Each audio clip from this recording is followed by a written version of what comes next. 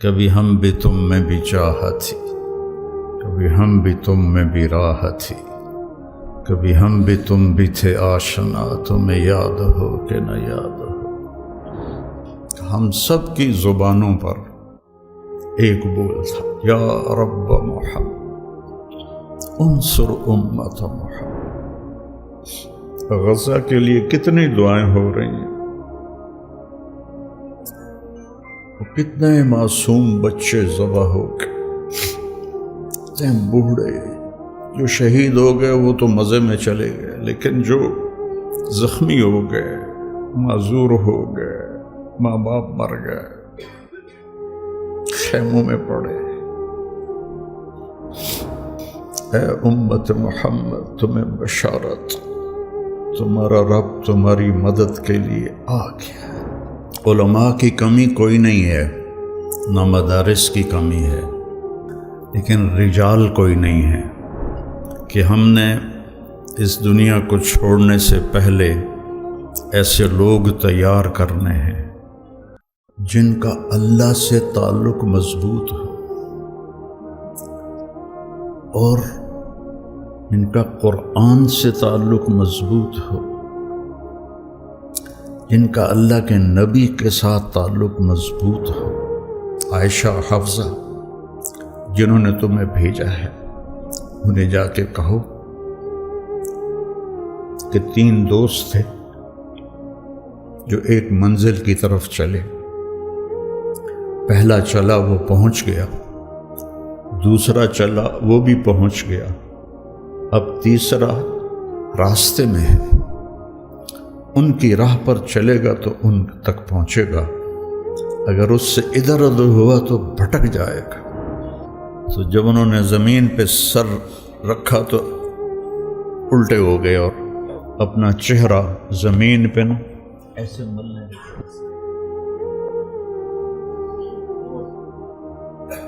کہنے لگے، ویل لک ولامک یا عمر ان لم یغفر لک ربک۔ میرا عاصم کہا کرتا تھا کہ بابا اللہ کے اس نبی کے اس بول میں کتنی تسلی ہے،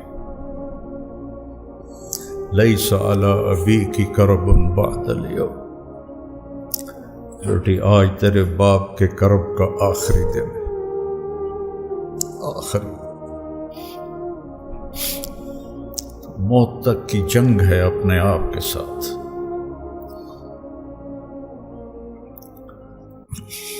اس میں راحتوں کو قربان کرنا پڑتا ہے،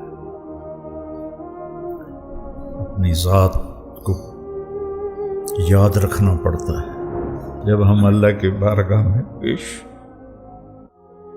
اللہ ہم سے کہے شاباش، سبحان، کیا بات۔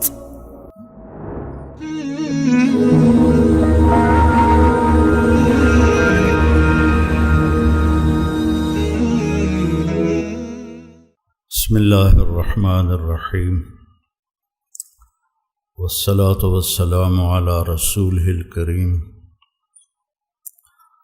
وعلی آلہ واصحابہ اجمعین، اما بعد۔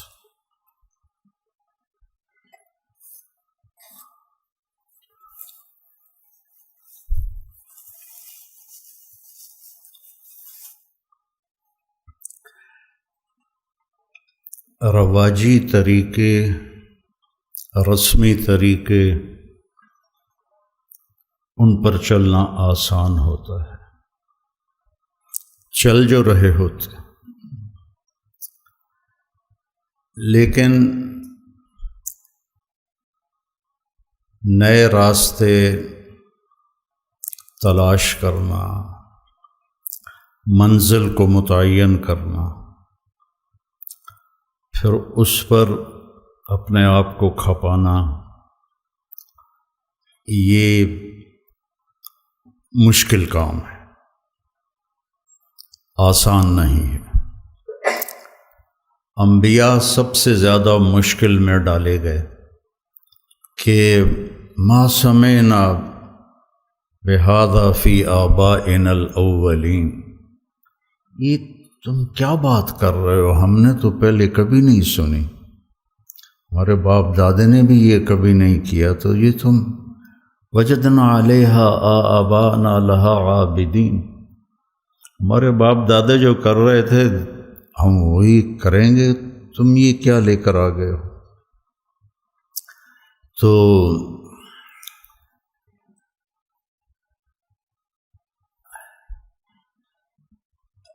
وہ ایک اور جگہ آتا ہے اَإِذَا مِتْنَا وَكُنَّا تُرَابًا وَعِظَامًا أَإِنَّا لَمَبْعُوثُونَ أَوَآبَاؤُنَا الْأَوَّلُونَ۔ یہ اگر آپ انبیاء کی تاریخ قرآن پاک سے دیکھیں تو ہر قوم یہی بات نبیوں سے کرتی رہی، اور دوسری کیونکہ انبیاء کے ماننے والے کمزور لوگ پہلے ہوتے ہیں، تو مَا نَرَاكَ اتَّبَعَكَ إِلَّا الَّذِينَ هُمْ أَرَاذِلُنَا بَادِيَ الرَّأْيِ وَمَا نَرَىٰ لَنَا عَلَيْكُمْ مِنْ فَضْلٍ بَلْ نَظُنُّكُمْ كَاذِبِينَ۔ یہ کیا کمی کمین تمہارے ساتھ ہیں، تو تیرے پیچھے چل کے ہمیں کیا ملے گا؟ جب عدی بن حاتم رضی اللہ تعالی عنہ اپنی بہن کی دعوت دینے پر مدینے پہنچے تو آپ کو دیکھا ایک گلی میں ایک عورت نے آپ کا ہاتھ پکڑا ہوا تھا اور آپ سے باتیں کر رہی تھی، تو کہنے لگے یہ تو میرے دل میں آ گیا کہ یہ بادشاہ نہیں ہے، بادشاہ ہوتا تو یہ اس طرح گلی میں ایک عورت اس کا ہاتھ پکڑ کے نہ کھڑی ہوتی۔ آپ سے ملا، آپ اس کو لے کر آئے اور اپنا سرہانہ پیش کیا، اس کو سرانے پہ بٹھایا، خود نیچے بیٹھے۔ کہنے کہ پھر یہ دوسری بات میرے ذہن میں آئی کہ یہ بادشاہ نہیں ہے، بادشاہ ہوتا تو نیچے نہ بیٹھتا۔ تو آپ نے دعوت دی، تو انہوں نے کہا انی علی دین، میں بھی ایک دین والا ہوں۔ تو آپ نے فرمایا لعلک یمنعک من الدخول فیہ انک تراہ اتبعہ ضعفۃ من الناس ومن لا قدرۃ لہم وقد رمتہم العرب۔ سمجھ گئے نا؟ یہ پتہ نہیں کتنے سالوں کے بعد میں یہ حدیث میرے ذہن میں آئی ہے، تو عربی ٹھیک پڑھی ہے میں نے اس کی؟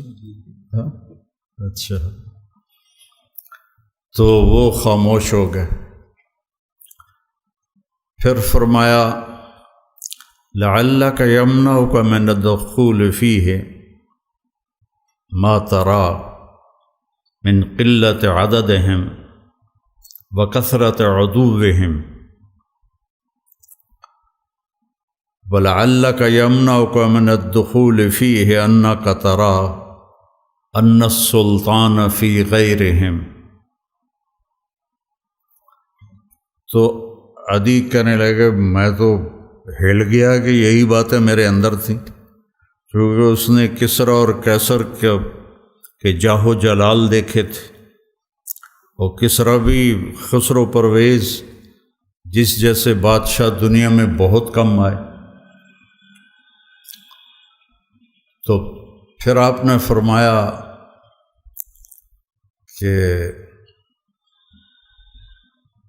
عدی واللہ، پہلے کہنے لگے ارأیت الحیرہ، کہنے لگے دیکھا تو نہیں سنا ہے۔ فرمانے لگے تخرج الضعینۃ منہا، فی حلیہا وحللہا وتطوف بیت اللہ وحدہا ولا تخاف علی نفسہا احد۔ تو عدی کہنے لگے میں نے قلت فی نفسی فأین دعار بنی طی الذین سعروا البلاد، میرے قبیلے کے بدماشوں سے کیسے بچے گی وہ جنہوں نے پورے عرب میں آگ لگا رکھی ہے۔ تو ان کے قبیلے کے سب سے بڑے بدماش تھے رافع بن عمیرہ۔ تو یہ بیچ میں ایک بات آ گئی تو اس کو بڑھا رہا ہوں۔ جب یرموک کے میدان میں خالد بن ولید رضی اللہ تعالی عنہ نے فرمایا کہ باہان جو ان کا امیر تھا رومی فوج کا، اس نے کہا کہ 9 دن یہ جنگ چلتی رہی تھی، 9ویں دن فیصلہ ہوا تھا کہ آج ایسا کرو تم عرب نکلو، غساسنہ اور تغلب یہ 2 قبیلے عرب میں محروم رہے اسلام سے، بنو تغلب اور بنو غسان۔ تو تم ان کے مقابلے میں جاؤ، لوہا لوہے کو کاٹے۔ تو حضرت خالد ابن ولید کو پتہ چلا تو انہوں نے فرمایا بھئی مجھے 60 آدمی دے دو، میں ان کا مقابلہ، پہلے 30 کہا تو ابو سفیان فرمانے لگے کہ اجد ام ہزل، تو کہنے لگے جبار فی الجاہلیہ و خوار فی الاسلام۔ تو وہ کہنے لگے یہ خواری اور جباری کی بات نہیں ہے، دانش مندی کی بات کر رہا ہوں کہ بہت فرق ہے، تم نے زیادہ ہی جذبہ جوش دکھانا ہے، تو 60 تو کرو۔ اب ابو سفیان کہہ رہا ہے 60 تو کرو۔ تو ابو عبیدہ کہنے لگے کہ وہ امیر تھے، کہنے لگے یہ ابو سفیان ٹھیک کہہ رہا ہے، 60 ہونے چاہیے کم از کم، کن لوگوں کا انتخاب کرو گے؟ یہ تمہارے ذمہ ہے۔ کم اس لشکر میں ایسے لوگوں کو جانتا ہوں کہ جب وہ اللہ کے سامنے ایسے ہاتھ اٹھاتے ہیں تو ان کے ہاتھ کبھی خالی نہیں آتے۔ تو انہوں نے فرمایا پھر چن لو۔ تو انہوں نے سب سے جو پہلا نام لیا وہ تھا عین فضل بن العباس، اور دوسرا نام لیا عین عمرو التمیمی، اور تیسرا نام لیا عین رافع بن عمیرہ الطائی، جو بنو طے کا سب سے بڑا بدماش تھا۔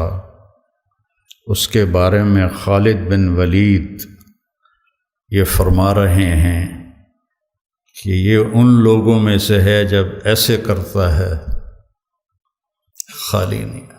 کبھی ہم بھی تم میں بھی چاہت تھی، کبھی ہم بھی تم میں بھی راحت تھی، کبھی ہم بھی تم بھی تھے آشنا، تمہیں یاد ہو کہ نہ یاد ہو۔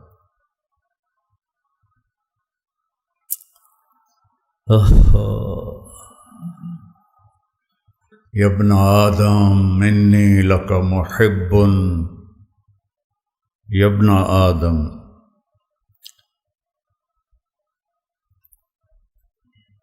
یا ایھا الذین آمنوا نہیں، یا ابن آدم انی لک محب فبحقی علیک کن لی محبا۔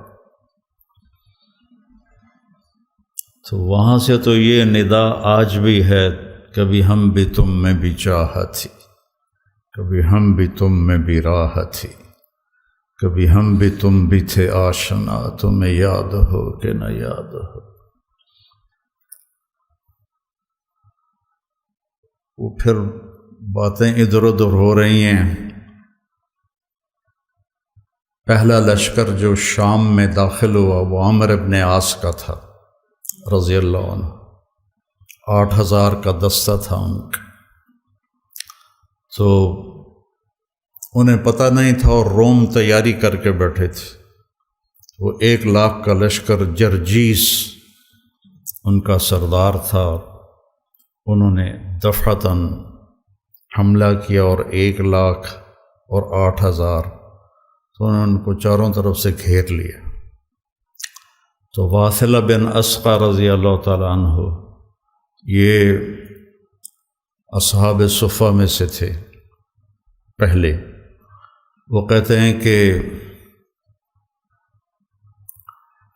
ہمیں رجز بھول گئے۔ عرب لڑائی میں جو شعر پڑھتے تھے انہیں رجز کہتے تھے، لیکن ہمیں رجز بھول گئے اور ہم نے سمجھا ہا ہن المحشر اليوم، آج یہیں ہماری قبریں بنیں گی، اور ما کان قولنا الا ان یا رب محمد انصر امت محمد، ہم سب کی زبانوں پر ایک بول تھا، یا رب محمد انصر امت محمد۔ وہ بیت اللہ کی 40 منٹ کی دعائیں نہیں تھیں، وہ 30 لاکھ کے مجمع کی آہ و بکا نہیں تھی، ایک لفظ یا رب محمد انصر امت محمد۔ عبداللہ بن عمر بھی اس لشکر میں تھے۔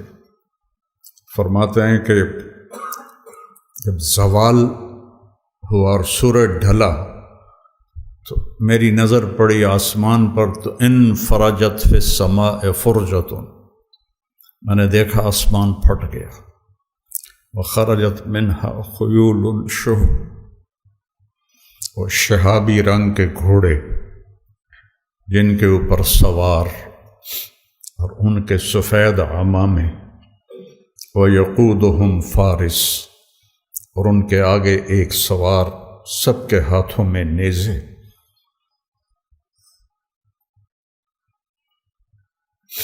اور وہ کہہ رہا تھا ابشروا یا امت محمد فقد اتاکم اللہ بالنصر۔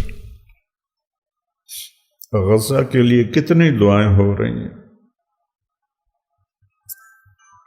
کتنے معصوم بچے ذبح ہو گئے، بوڑھے جو شہید ہو گئے وہ تو مزے میں چلے گئے، لیکن جو زخمی ہو گئے، معذور ہو گئے، ماں باپ مر گئے، خیموں میں پڑے۔ ابشروا یا امت محمد فقد اتاکم اللہ بالنصر، اے امت محمد تمہیں بشارت، تمہارا رب تمہاری مدد کے لیے آ گیا۔ یہ جو میں کہتا ہوں نا دعا میں یا اللہ آ جا، یہ میرے ذہن میں ایسے ہی واقعات گھومتے ہیں، تو پھر میں کہتا ہوں شاید میرے پکارنے پر بھی آ جائے۔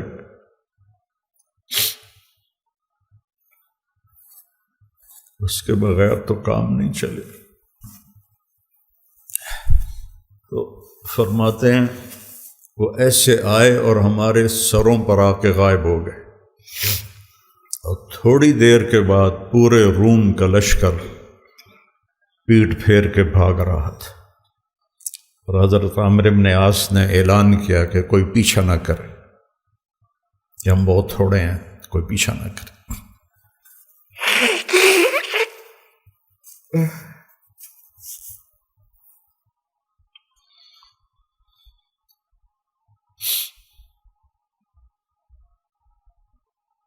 تھے ہمیں یہ کہ تیرے مار کا آ رہا ہوں، خشکیوں میں کبھی لڑتے کبھی دریاؤں میں، دی اذانیں کبھی یورپ کے کلیساؤں میں، کبھی افریقہ کے تپتے ہوئے صحراؤں میں، شان آنکھوں میں نجچتی تھی جہانداروں کی، کلمہ پڑھتے تھے ہم چھاؤں میں تلواروں کی، تجھ سے سرکش ہوا کوئی تو بگڑ جاتے تھے، تیغ کیا چیز ہم توپ سے لڑ جاتے تھے، نقش توحید کا ہر دل پہ بٹھایا ہم نے، زیر خنجر بھی یہ پیغام سنایا ہم، دشت و دشت ہیں دریا بھی نہ چھوڑے ہم نے، بحر ظلمات میں دوڑا دیے گھوڑے ہم۔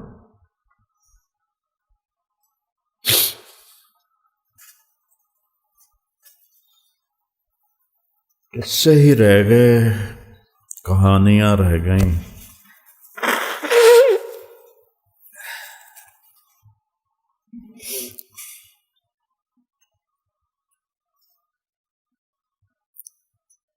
تو عدی بن حاتم فرمانے لگے، میرے دل میں آیا این دوغار بنی طیب الذین ساعروا البلاد،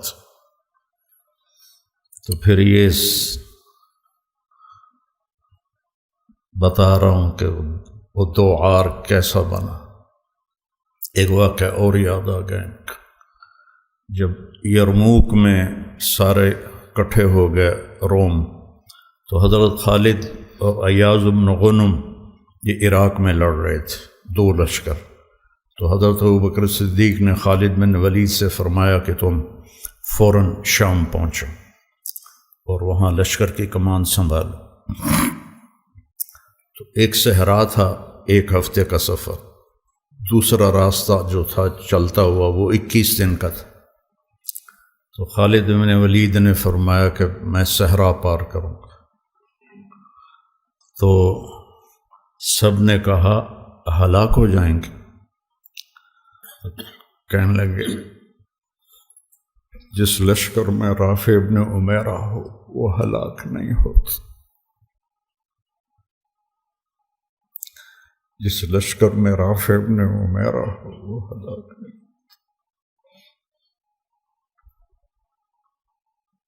پار کر گئے۔ پھر آپ نے فرمایا یا عدی واللہ لتفتحن کنوز کسریٰ۔ تو عدی نے تو کسریٰ کا جاہ و جلال دیکھا تھا اور مدینے کے فقراء دیکھ رہا تھا، صحاب صفہ، تو وہ ہضم نہ ہوا۔ کہنے لگے اکسریٰ بن ہرمز، کس کسریٰ کی بات کر رہے ہو؟ روٹی کے ٹکڑے کو بھی کسریٰ کہتے ہیں، کس کی بات کر رہے ہو؟ اکسریٰ بن ہرمز، ہرمز کا بیٹا کسریٰ؟ آپ نے کہا ہاں نعم کسریٰ بن ہرمز وانت منہم، تو ان میں ہوگا جو فتح کریں گے۔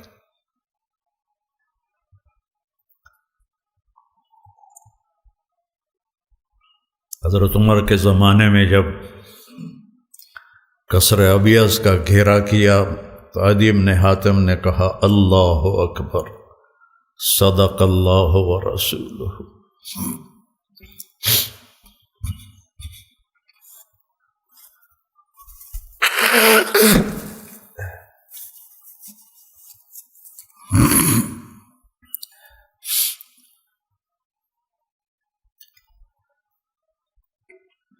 علماء کی کمی کوئی نہیں ہے، نہ مدارس کی کمی ہے، لیکن رجال کوئی نہیں ہے۔ اس میں مدارس بانجھ ہیں، خانقاہیں بانجھ ہیں، تبلیغ بانجھ ہے، زوال کا شکار ہیں بری طرح۔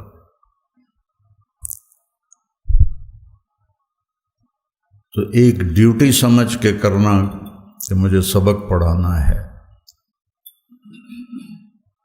تو وہ سوچ بہت حقیر ہے جو آگے منتقل ہوگی۔ کہ یہ سوچ کہ ہم نے اس دنیا کو چھوڑنے سے پہلے ایسے لوگ تیار کرنے ہیں جن کو دیکھ کر لوگ کہیں کہ یہ قرآن جا رہا ہے، یہ عالم جا رہا ہے۔